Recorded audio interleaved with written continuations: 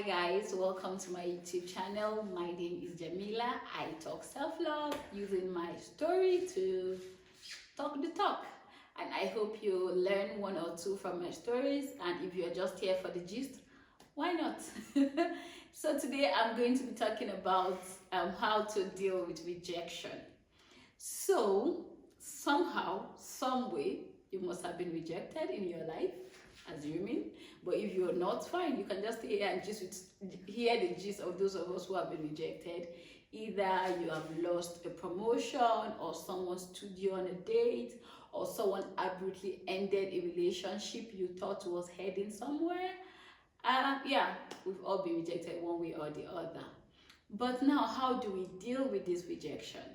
Now, I've had to deal with my own share of rejections, either from not getting a job or the relationships that I was in that didn't end as I thought or as I wanted it to end. So yeah, let's get right in.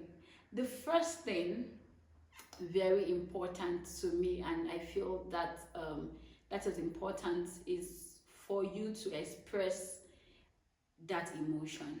Rejection is a big thing to deal with, and instead of bottling it up, it's always good to just let it out. So for me, letting it out is usually crying. I cry, I let it go, because I feel like when I do that, I kind of, like, my heart doesn't beat as much as when I don't cry. I'm just trying to be a gangster and all that, you know. I remember there's a time in secondary school, in the university, I thought I was in a relationship with someone at that time who I later dated, but at that point I thought I was in a relationship with him. Meanwhile, I was not. And I remember after I heard him on the phone with someone else, I just picked the phone. Oh, he just said, "Oh, we're not like what you think we are."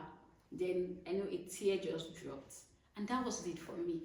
So sometimes it's always good to just acknowledge the fact that this happened, this rejection happened, I lost, I didn't get the job, I didn't get the promotion, or this person just abruptly ended our relationship, you know. Just accept it and deal with that emotion. Now, secondly, what I try to do, or what I've done, is that I don't let it define me. I don't let the emotion, I don't let the rejection, not the emotion, beg your pardon. I don't let the rejection define me. That this person, this work, this organization did not accept me doesn't mean that is it. That this person said I'm not good enough for them, or they don't no longer want me in their life, doesn't mean anything. That this person stood me up is not about me. It's just the situation. And I keep telling myself, this is not about me. I'm going to get more jobs. I'm going to get more relationships. Oh, I'm married. And then, so, you know, you're always going to get something that, just don't let it define you, you know. I don't know how life ends up turning for a lot of us, but don't let it define you. You're bigger than that. You're much more worthy than whatever it is you think you have lost, because in retrospect, you would come to say thank you to God for probably not letting that relationship work, or probably you not having to work in that place, different things. But yes, you need to be don't let it define you, sorry. So the third thing I usually do is, okay, how do I learn from this situation? What have I learned? What did I do that I shouldn't have done? Okay, if it's the job, did I prepare well for the examination or the promotion? Or if it's a relationship, what could I have done better, or what could I have not done at all? Or how did I put myself in this place to get to the point where I didn't even see this coming, What have I learned? What haven't I learned? Or how can I learn for tomorrow? So if I'm writing another exam, or if I'm in another relationship, what do I do? How do I make this come out better? So for me, I'm just going to give you guys a little gist. So I think, okay, the last relationship I was in before I met my husband was like 4 years. Now, when I met my husband, I was just chilling. A colleague of mine called to say, okay, I wanted you to meet this person. And then I'm like, okay, nice. Like, no, there was no fanfare, whatever you call it, around it. And that was how I got to meet him. And I know for this relationship, I really didn't stress myself. I really did not. And I'm just with the best guy, really.